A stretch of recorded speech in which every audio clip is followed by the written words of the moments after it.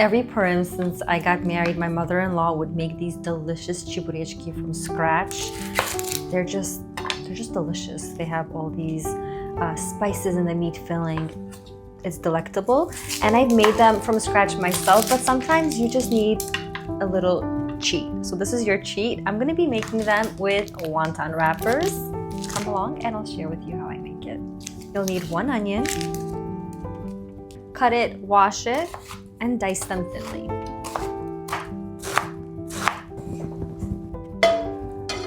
Heat up your skillet and add in some oil. Any neutral oil will do, but I'm using avocado today. Once brown, just like this, add in about 2 pounds of ground meat, lamb, beef, veal, chicken, turkey, whatever you like. Break it apart until it's all crumbly. Now let's add in all of our seasonings: salt, black pepper, cilantro, cumin, coriander, garlic powder, and paprika. You could omit any of these. You could add more. This is just a teaspoon of each. Add them to the meat and mix really well. The meat mixture is done and looks perfect. These are the wonton wrappers that we're going to be using. Dip your fingers in some water and go around the edges of the wonton wrappers. This is what's going to help glue it all together. Now take a bit of your meat filling and place that right into the center. Fold it in half, corner to corner, edge to edge. Pinch them closed. Just like this. The perfect iconic triangle hamantaschen, but meat filled. These freeze beautifully raw. So I know people are going to ask me if this can be air fried or baked. I would recommend air frying or baking them sprayed with oil. Comes out perfectly as well. There you go. Heat up a skillet with about 1/4 of the way up of oil and then drop the chiburichki in to fry up until golden brown on both sides.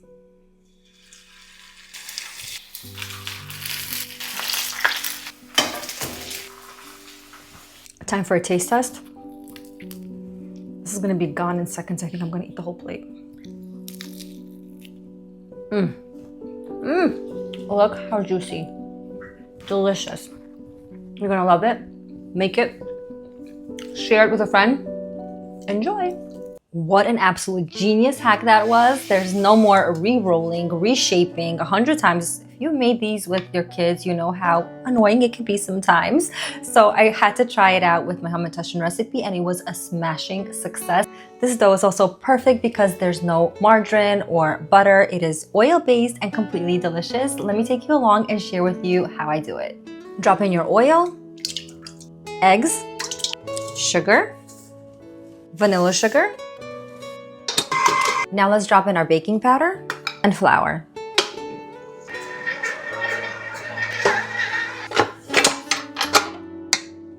Flour your surface.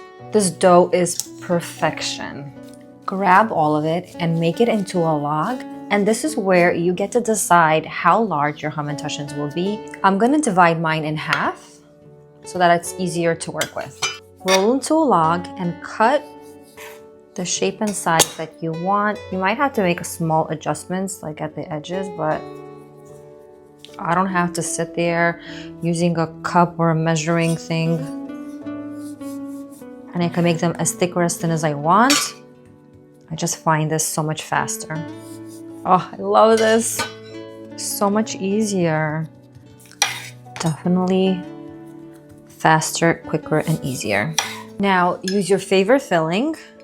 I have some raspberry here, apricot. Just make sure not to overfill them. Chocolate, date spread, and lotus. Now let's close them up.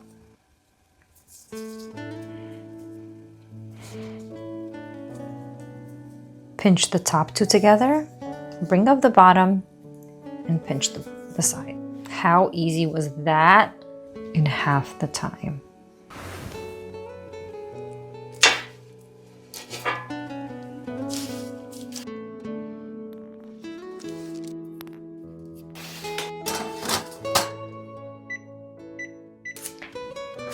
They're ready.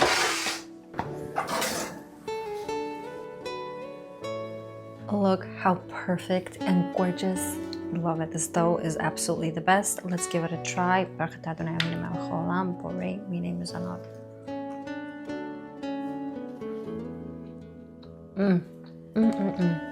Happy Purim. From my family to yours, follow Sonya's prep for all of your Shabbat and holiday recipes, routines, and everything in between.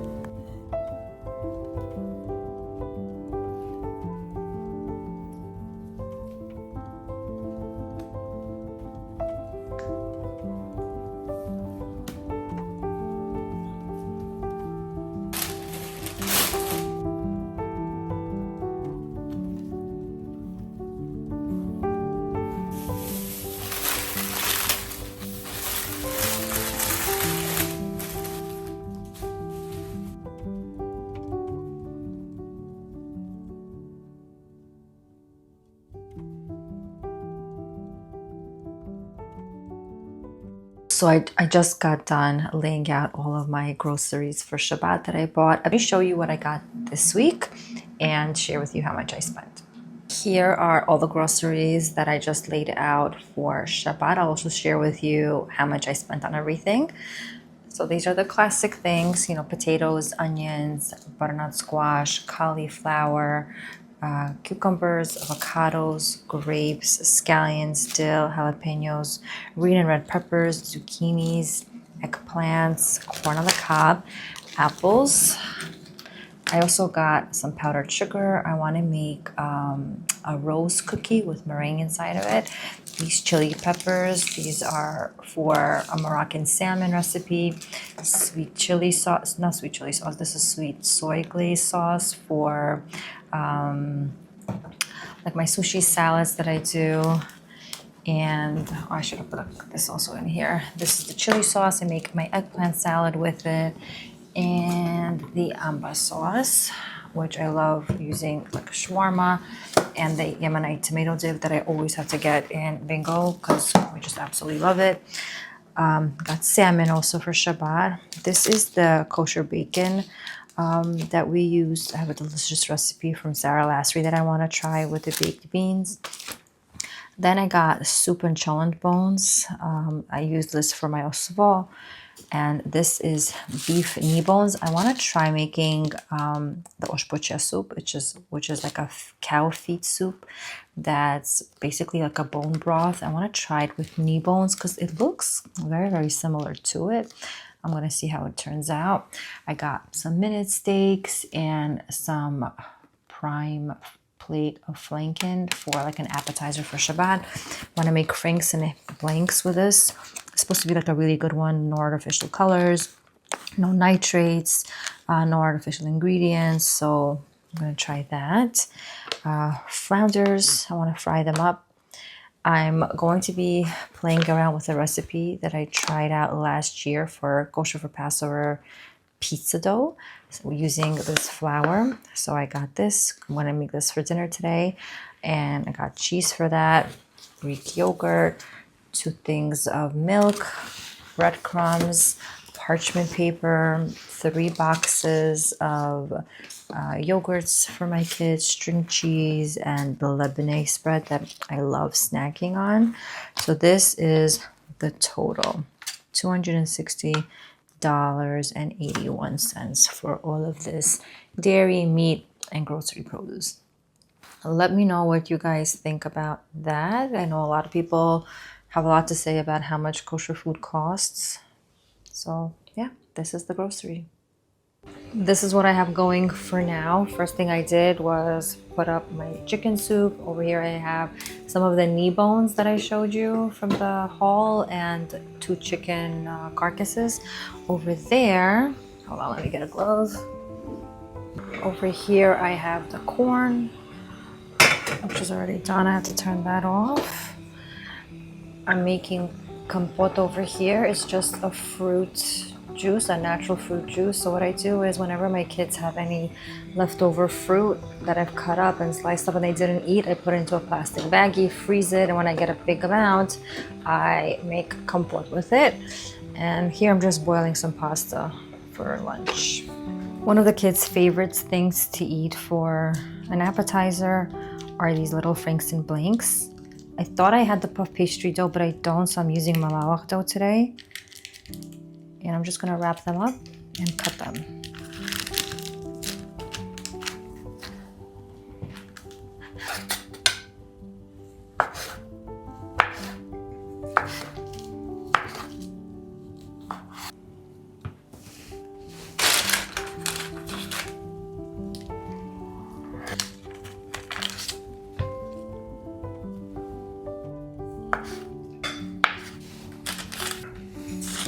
Just gonna be egg washing it. It's just one egg. I'm gonna egg wash it and add in some sesame seeds or everything but the bagel. It's just such a nice snack for the kids when they come home from school and they're starving, or right before they leave to shul. I just have it out and they just keep snacking on it. Same thing with potato cocoa. You make it for Shabbat and then half of it's gone by the time it's actually time for Shabbat. Into the oven they go. I'm going to be baking them in a 350-degree oven for about 30 minutes, and I'll check on them and see if they're good. Moving on with the rest of that egg wash that I have, I'm just going to start making my fried flounder. I use these ones. They're not my favorite because, I don't know, they're frozen, they're not like fresh, even though it says wild caught, but it's not wild fish, you know. But this one I found, and I'm having company, so I need to have more than just one fish. So we're going to be using that. I just washed the fish, put it into my gallon-sized Ziploc bag with some flour. Whenever I have extra leftover flour when I'm dredging my fish, I just freeze it right away so that next time I could use it because it's still good. I just had a little extra. So I label it, I put it in the freezer, and when I need to do it again, I just take it out and I add the fish to it. So I'm gonna shake it up, get it all fully coated. And into the egg mixture, I'm just gonna add in some of my favorite seasonings for fish, like salt, black pepper, paprika, and garlic powder. And mix all that with that. And then remove the fish, put it into the egg mixture, and fry them up. So this fish is still halfway frozen, but I think that it should be fine. Okay.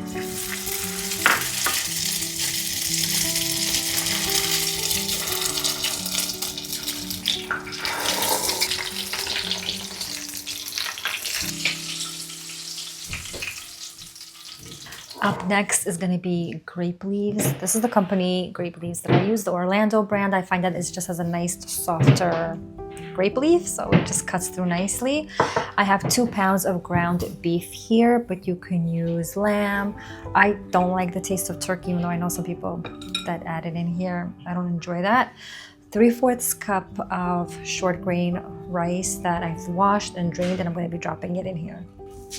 To that, I'm going to be adding in some chopped cilantro. If you don't like cilantro, I know some of you don't, you can add in parsley or just simply omit it. Now we're going to need 3 things: an onion, a green apple, and a tomato that we're going to clean, chop up, and add to a food processor.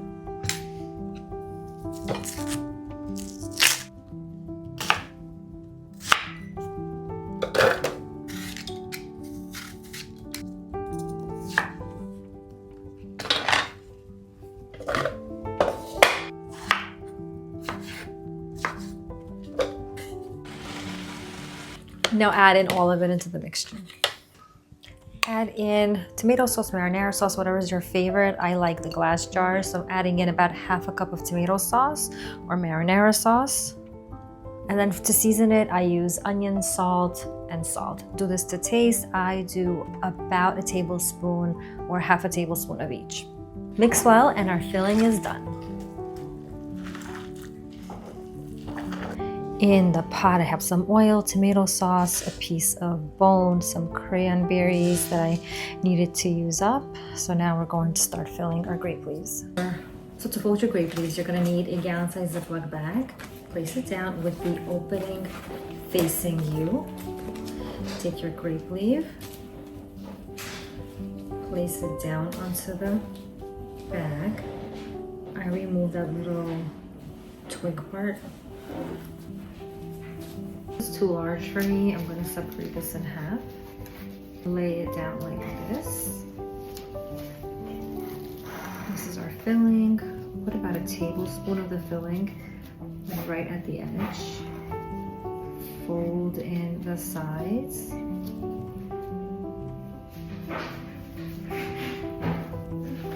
Lift it up, hug it. Take a knife where the grape leaf ends and pull that back. And here you have a perfect little grape leaf. Let's do it again. Put your grape leaf, add in your filling all the way at the edge, right by the line. Fold in the sides, flatten it, close up the bag. Right where your filling ends, put the knife and pull.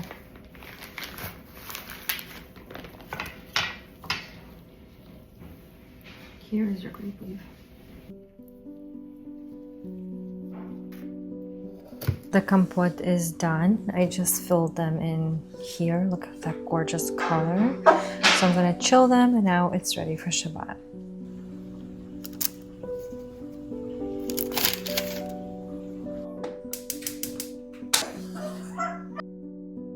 Right before baking, I add in tomato sauce, just enough to cover the top. So I would say about half a cup. Then I add in water so that it can cover just like this. Let that come to a boil and then simmer for hours and hours. I do it for a minimum of 2 hours, but I find that the longer I cook them, the deeper the flavors and the softer the grape leaves. The soup has been boiling for a few hours, and now I want to start adding in all of the ingredients to it. I'm gonna add in 1 green onion. No, there's a word for this. Leek. I'm gonna add in 1 leek.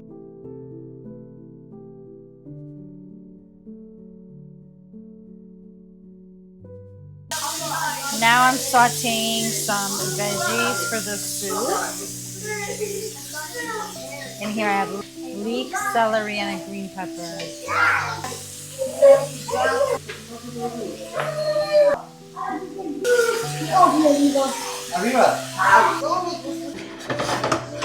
The veggies have sauteed. I'm adding that into the soup.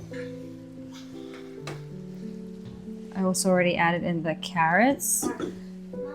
And potatoes are gonna go in now. I'm also gonna add in some bay leaves because I love the flavor that it gives. Just finished making the osvo. This is what we eat on Saturday for lunch. It's a mixture of rice, meat, apple, carrot, grated onion with tomato sauce. I added in the rice already and the water, and I like to add in the butternut squash. And I have egg, sweet potato, and regular potato. This gets cooked for over 24 hours and it becomes nice and like risotto-y almost. I don't know how to explain it, but it's a delicious lunch. So it's all ready now. It's going to go in the fridge until tomorrow, a few hours before Shabbat, and I'll put it up to warm up and to cook.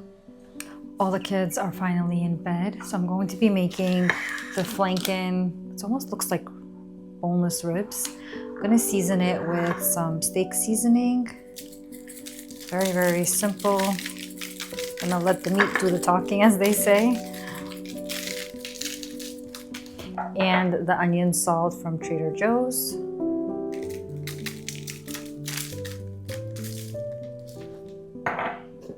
And the secret ingredient is a little bit of brown sugar. By the way, tip for not getting your brown sugar to be hard is to add marshmallows to it. So that's why I have the marshmallows in there. So add in the brown sugar. It's gonna have that like caramelization effect. I'm gonna cover it and bake it at 350 degrees for about an hour. Baste it, check on it, and then we'll see how long it's gonna take.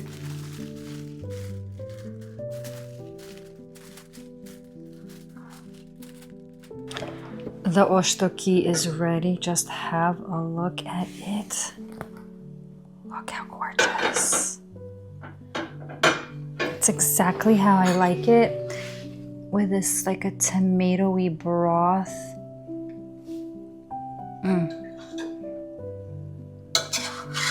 Looks so good.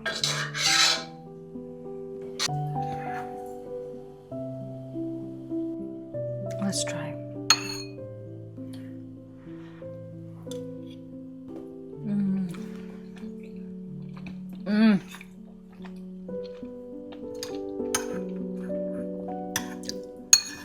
I'm just gonna keep eating. Make it, you'll love it.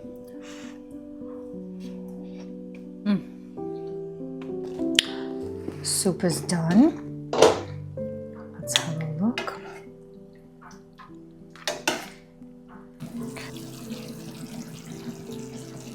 Just made the Moroccan salmon. I already have a full video of all of my Shabbat fish, so I'll link it down below for you. It came out really nice.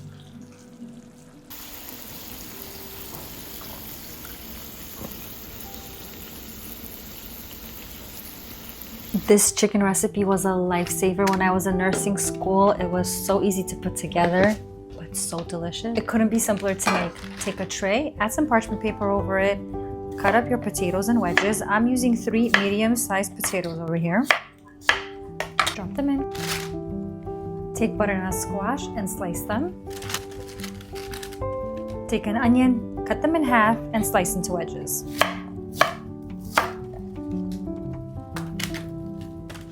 Slice the garlic in half, place them inside as well. Now take Trader Joe's onion salt, spice everything up. Add in your favorite chicken pieces. I'm using chicken bottoms over here, but you can use chicken breast, chicken wings, whatever is your favorite. I have all the chickens in. Add in again the onion salt and your favorite Italian dressing. That's all it is. Quick, simple, and easy.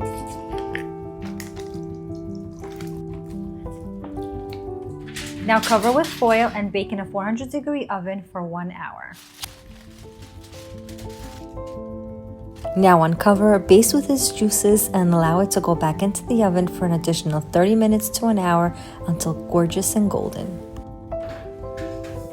I did top it with some dried cilantro flakes, and just look at how juicy these potatoes are. Look at that. Let's get a good piece, and look at that garlic. Wow. Garlic potato and a piece of chicken.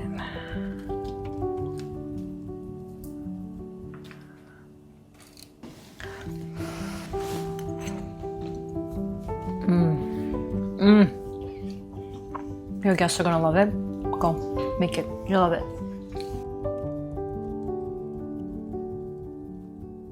The chicken is all out and looking absolutely delicious.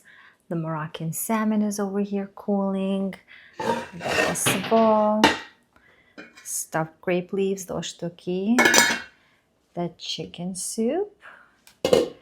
What else do we have here? The meat and salmon teriyaki. Today, I'm going to share with you my veggie recipe. No eyeballing, you'll get the full measurements and it will turn out delicious. So come along and I'll share with you how I make mine. In here I have 6 cups of flour.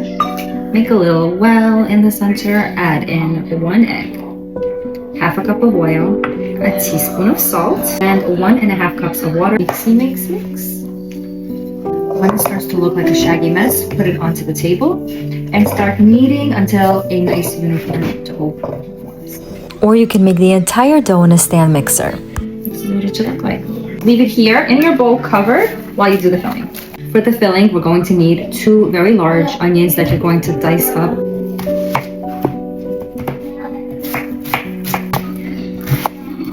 Okay. I'm using a combination of lamb and beef. You want to go for a proportion of meat to onions, which is 1 to 2. The onions should be double of what you have of your meat. Let's cube these up. And 1 apple. So it's really makes the filling very moist. Season with a teaspoon of salt, black pepper, cumin, coriander, and garlic powder. Now mix everything thoroughly. We're gonna take our dough out, cut it into 4 equal parts, poke a hole inside, roll it around, stir it, roll it into a log as neatly as you can, so that you can like wrap your finger around it, and then cut them into little discs. Take each of the discs and mush them into the flour. This way it'll be easier to roll it out and it won't stick to your counter. Now roll it out. So they're all out. I have my tray here with parchment paper and my meat filling right here. I take about a handful and I place it in the center of my... I lift up the outer edges and start to like turn and pinch, and I do that throughout the entire perimeter. Lifting up, pinching, and now I lift it up like a little baggie. Lift, pinch, and I'm moving my fingers around, so I'm not only pinching one section. Then you're left with something like this, and I just combine, pinch, put it down, make them into a nice shape, and place them onto my cookie sheet lined with parchment paper. Another way to fold them in the Purim spirit is to fold them like a triangle, so this can be your meat-filled hamantaschen. We egg wash all of them. We add either sesame seeds or nigella seeds. Bake in a 400-degree preheated oven in about 35 minutes. The finished product. Let's see what it looks like. So good. So what they like? Yum.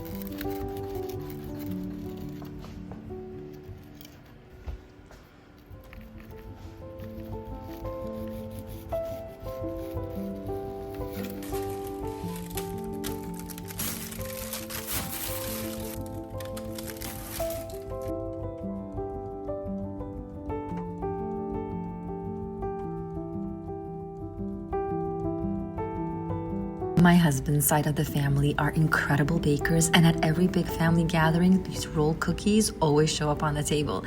They taste just like they came straight out from the bakery, and they honestly couldn't be easier to make. For the meringue layer, beat 3 egg whites with 3/4 cups of sugar, then add in a packet of awesome vanilla pudding mix, and it just turns into this gorgeous, thick, fluffy, cloud-like meringue. Set that aside and make the cookie layer. You could either combine all of the ingredients in a stand mixer or mix them by hand. Either way works.